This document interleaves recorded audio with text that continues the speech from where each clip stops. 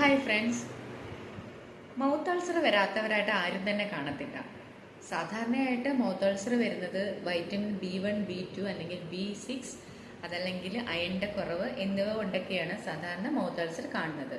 ഇപ്പോൾ ഈ ഡെഫിഷ്യൻസി കാരണമാണ് നമുക്ക് മൗത്ത് അൾസർ ഉണ്ടാകുന്നതെങ്കിൽ നമ്മൾ ആഹാരത്തിൽ ചെറിയ മീനുകൾ കഴിക്കുന്നത് കൂട്ടുക, അതല്ലെങ്കിൽ പയറുവർഗ്ഗങ്ങൾ നമ്മൾ കഴിക്കുന്ന ഡയറ്റിൽ ആഡ് ചെയ്യണം.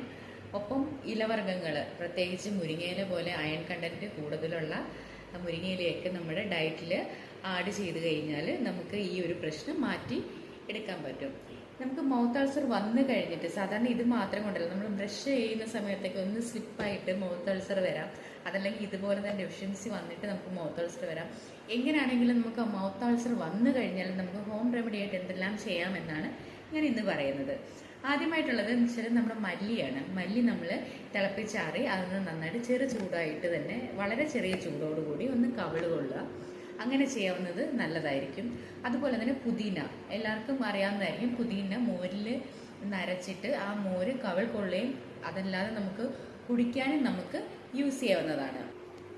മറ്റൊന്ന് നെല്ലിക്കയാണ്. നെല്ലിക്കയുടെ നീരും അതിൽ 1/3 ഭാഗം നമ്മൾ തേനും കൂടെ ചാലിച്ച് നമുക്ക് ഈ അൾസർ വന്ന ഭാഗത്ത് നമ്മളൊന്ന് അപ്ലൈ ചെയ്ത് ഒരു ദിവസം ഒരു 3 പ്രാവശ്യം 2 ദിവസത്തേക്ക് ചെയ്ത് കഴിഞ്ഞാൽ നമുക്ക് ഈ അൾസർ കുറയുന്നതായിരിക്കും.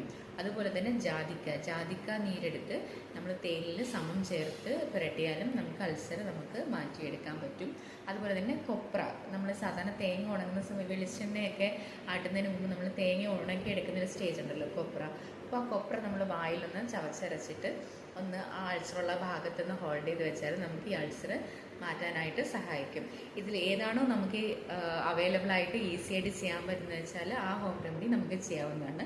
ഡെഫിഷ്യൻസി ആണെങ്കിൽ നമ്മൾ നേരത്തെ പറഞ്ഞ പോലെ ഡയറ്റിൽ ചെറിയ മീനുകളും ഇലവർഗ്ഗങ്ങളും പയറുവർഗ്ഗങ്ങളും എല്ലാം നമ്മൾ ആഡ് ചെയ്യുക.